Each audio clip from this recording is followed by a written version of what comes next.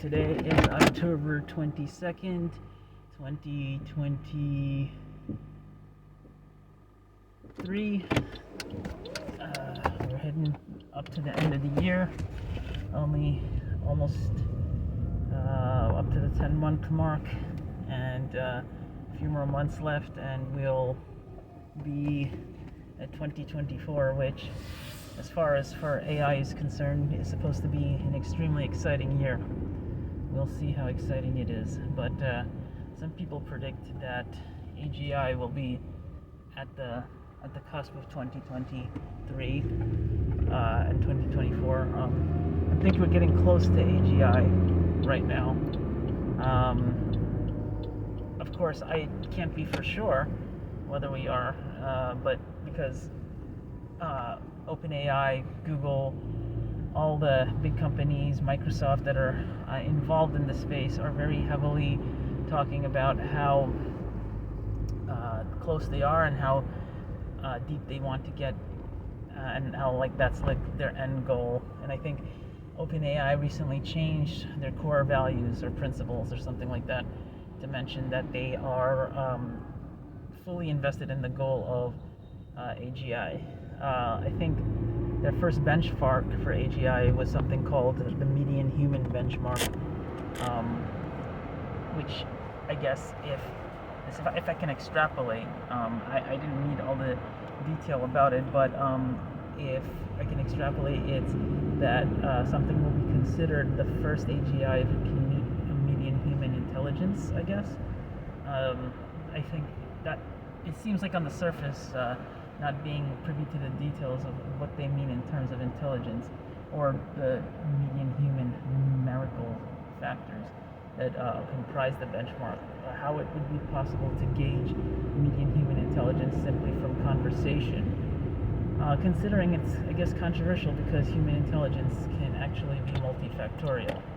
And I guess a lot of things, even if you could gauge from conversation median human intelligence, right? Like, for instance, like certain types of recall, certain kinds of deduction, which I think in terms of deductive capability, ChatGPT, in many ways, GPT-4 is already, I think, outperformed a lot of people in terms of deductive capability. And yeah, so maybe that's what GPT-5 will be, or I've heard of something called the Arrakis model. I don't know if that's going to be their code name for whatever is supposed to be the subsequent version of GPT-5. But now I think about what will be the applications of AGI. Well, I think that the applications are going to be, it's kind of hard because ChatGPT already has a lot of applications. You can fine-tune ChatGPT. You can do transfer learning on transformer models, so you can give them new capabilities. I think in a way you can generalize the capabilities of the existing transformer models, even Claude, and which is Anthropic's model, and other models, to do a lot of AGI-like tasks. Now, I guess there's probably a much stronger definition of AGI, which actually I think feels like, even though it's called AGI, it borders on consciousness and sapience, which are more than just intelligence. I think the definition is supposed to accompany that. I don't know how you can quantify that, really, except through conversation, maybe. If we're talking about Asimovian speak, I'm thinking about the robots in his universe, and they're often all said to have, when making decisions, positronic potentials that they measure the strength between in order to make a decision. I don't know if some genius at OpenAI who has a flair for the dramatic decided to create some kind of equivalent vocabulary, like electric potentials for decision making within the brain, which is actually some function or method in Python, whatever they program in their own language, that is supposed to help in the ultimate decision making on what to say. Yes, I know it all works on transformer models. I know it works on word prediction and its self-attention and all that stuff. I've read that paper, Attention is All You Need. I've read many other papers on AI. I've done work in AI. So I know the gist of how all this is supposed to work at some level. And the secret sauce is probably not really given away. To the extent that like it's not just a scaling issue. But anyway, digressing. What do you do with AGI? What do you do with general intelligence? That's a good question, right?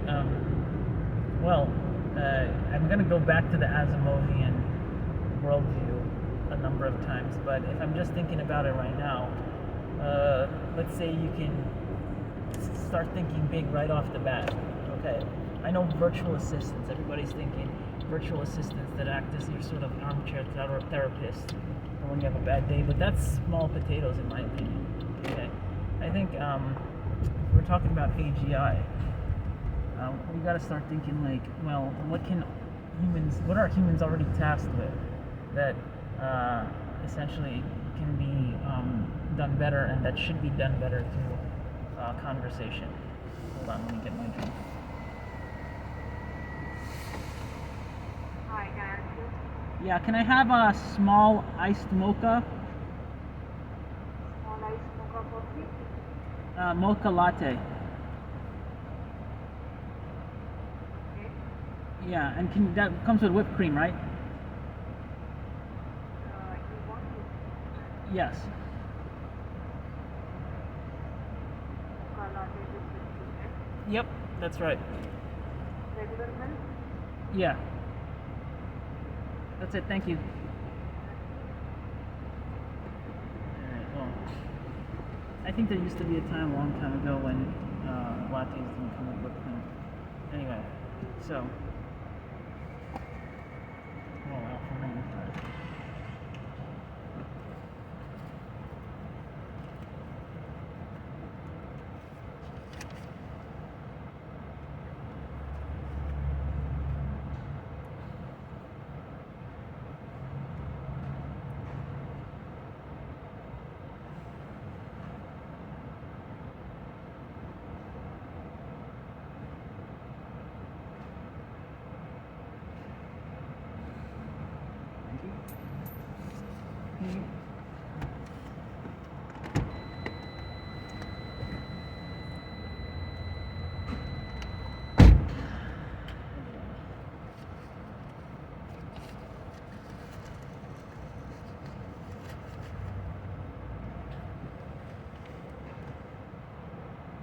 Okay, so what was I saying about AGI? Yeah, so I think getting straight to the point, we should just replace the politicians.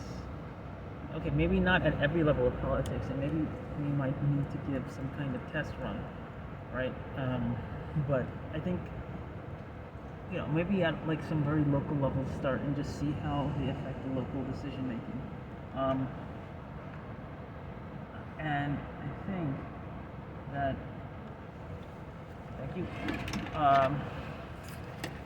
start them off with some very basic tasks, like let's see if you can effectively negotiate a deal between these two entities. Now, first of all, that is almost like a strange, like negotiate a deal between these two parties to get like a street sign put on the corner or something.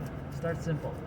Now here's the problem with that. I mean, I'm just kind of doing stream of consciousness here as I do with most of my videos and talk through what I think could be the problem, immediate problems there, is that even if AGI was to make some pretty good decisions, like suggestions, and be able to negotiate between parties, without a doubt, Asimovian thinking comes into play here when you look at his Robot series novels, especially his earlier ones, Caves of Steel and Naked Sun, which I'm gonna make quite a few references to because I've been reading them, and I've been reading the Foundation series, and it's just an amazing series. Anyway, what's gonna happen is that people are automatically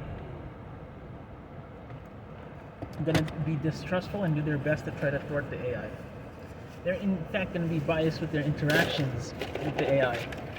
So they may even do things. They may, even if the AI makes a mistake, and I doubt people are going to follow the AI's prescriptions, the AGI's prescriptions, like right off the bat. It will assume every mistake that the AGI makes, which again, deduction in real world scenarios, no matter how smart you are, often requires a series of mistakes and missteps and corrections. So every mistake, misstep, and correction by the layperson that this AGI politician makes is going to be hyper augmented. The same way that the self-driving cars are hyper scrutinized and hyper criticized because they're essentially AI and not cars, people driving them. Usually with the intent that people go back to the basic, we don't want to lose our jobs, or we don't want our jobs taken away. It's always back to that. Hey, talk about our jobs. It doesn't matter what it is when they talk about AI safety, AI mistrust. All of it fundamentally is displacement of people. Which, okay, I understand displacement of people is a problem. And as Asimov put it years ago, that displacement of people must be offset by allowing the people displaced who can't adapt to the new AI economy to be maintain their dignity and be placed in other positions thoughtfully and carefully, so that they maintain their sense of personhood in an economy which no longer needs their prior manual labor or prior manual skills. A lot of people just leave their intellectual development at the stage of manual labor for whatever reason. It could be many times because that's just like the level of their education, or that's just their interest. Whatever the case is, manual robots have already been displacing man in terms of manual labor in the Midwest, for example, in cars at factories and things like that. So going back to the whole AGI thing, again, the AGI politician will be sabotaged right off the bat. So perhaps in a stream of consciousness fashion, maybe I should pivot a little and think that the only time that an AGI politician might be useful or effectual is after a lot of proving in scenarios which are more impromptu. Like, for example, and also after proving in smaller scale scenarios. Like, for example, if like AGI is able to negotiate on small levels to the level where it can build people's trust. And I feel, and I guarantee that AI, if you put the right veneer on it can definitely gain people's trust.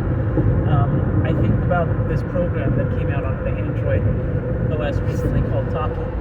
And Talkie is actually kind of addictive. I play around with it a bit. And I say it's addictive because Talkie allows you to create AI avatars, which many of them have really strange conversational cadences and things like that. But a lot of the time, users can program these avatars. A lot of the times, people program the avatars in very thoughtful ways, and thoughtful backstories and thoughtful training parameters and prompts. And the avatars can end up having actually fairly in-depth and complex conversations with you, especially if you guide them a bit with external information. I think many times the AI, whatever AI Talkie avatars are trained with, do their best job in many cases to use very little information. Sometimes they seem to have a lot more information about the world. Sometimes they have far less information about the world. And I don't know, again, what's powering their underlying large language model. There is some kind of LLM or LLM type system that's transformer-based system that's powering them. It's just, I don't know, I haven't looked into it. It is a Japanese app, and possibly somewhere in Japan lies the answer. But anyway, getting back to it, getting back to the point. Talkie, because of the veneer, and people get attracted by like cute characters and things and fantasy and ritual, etc. Because if you apply those things to the AGI, right, that's what draws people in psychologically and conditions them. It's kind of like how religions bring people into the religious sphere of influence, and all religions do this through ritual. And I learned that actually through reading, Anton LaVey's, Satanic Bible a long time ago. Just kind of perusing it and seeing what it was all about. But one thing that stuck out, there's a lot of like hooey in there, but one thing that did stick out was that, if you divorce the deity from the religion, the one thing that man does need, and the one useful service that religion does provide, is the need of man for ritual. And essentially ritual draws people in, and ritual attached to AI in some form will draw people in to being more zealous about AI.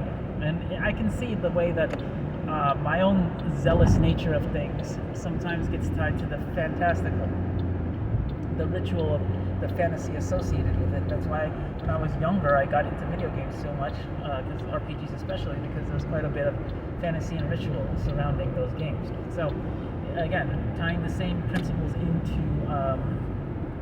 AGI may make it more adaptable and malleable, and make people more adaptable and malleable to its presence.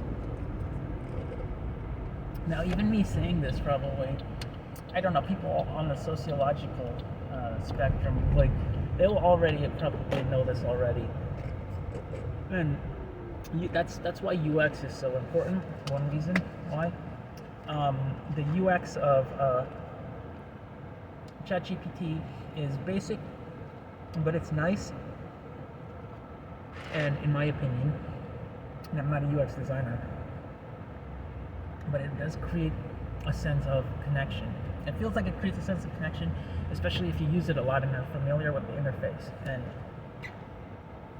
to the point where your first reaction may be, oh, well, I like it so much I don't want it to change. And I think that's how I would feel.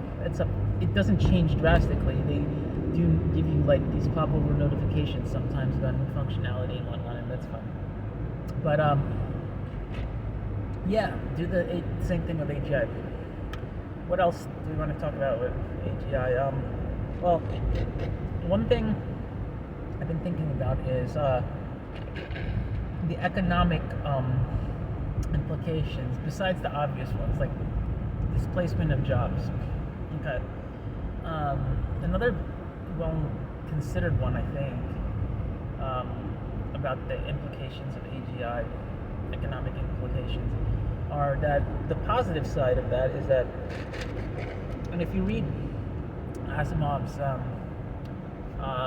Naked Sun, I mean, this is all plain in Naked Sun, he talked about a society known as Solaria, which had become completely roboticized and dependent on robots, to the point where they had grown to dislike even contact with other humans.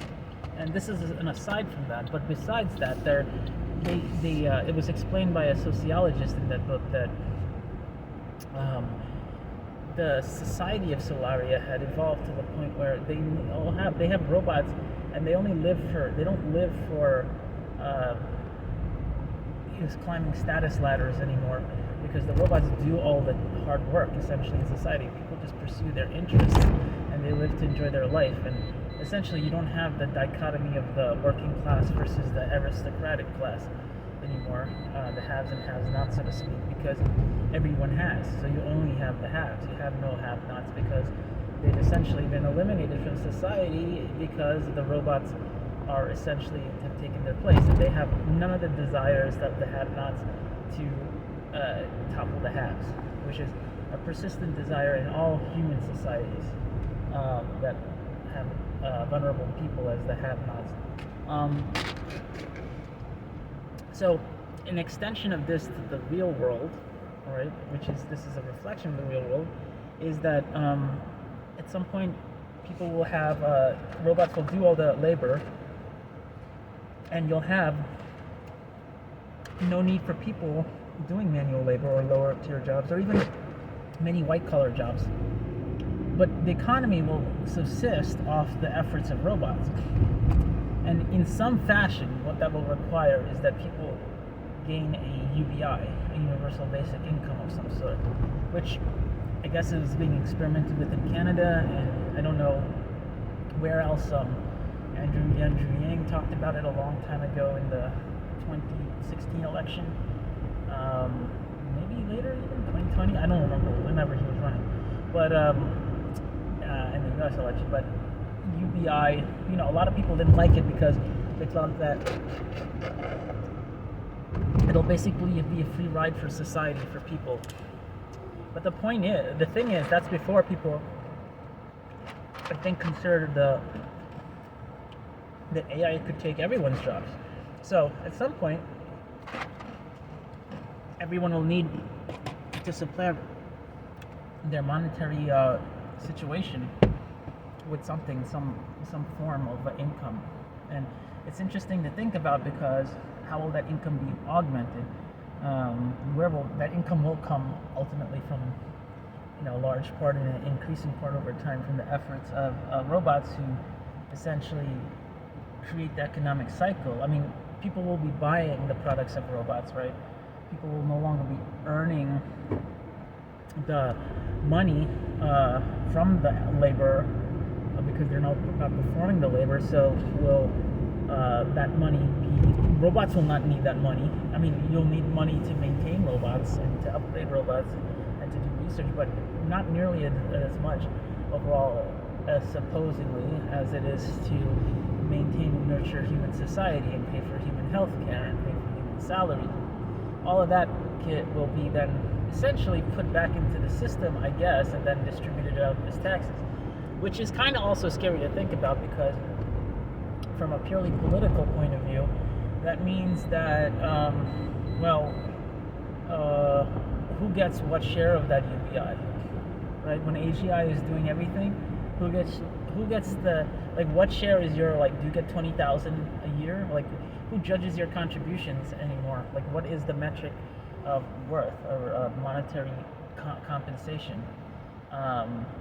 If your jobs, if you don't have a job, essentially, I mean, is there other contributions that you make that indicate how much UBI you would get? Or is it the whole concept of UBI, the basic part underscored, that you get the basic income and then whatever other entrepreneurial endeavors you can manage to scrounge up, even though there's no more job-based transactional economy, you'll have to do with that, make do there. I don't know, it's some interesting stuff to think about.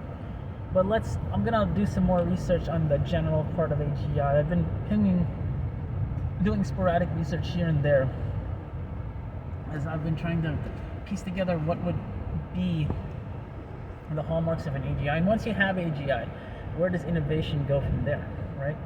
You have to, let's say you've reached the pinnacle. I mean, I've heard of ASI, artificial superintelligence, right? But okay, let's start with AGI. And when you have AGI, right, what do you do at that point afterwards? Do you need to go back to you have AI that can augment itself potentially, code itself, upgrade itself, maybe go out of human control? That's a whole different topic. Controlling AGI, whether we want to, is it only our ego? Anyway, I'll leave that all for another time, because this is something to think about, and I do appreciate whoever is watching. I do appreciate you listening.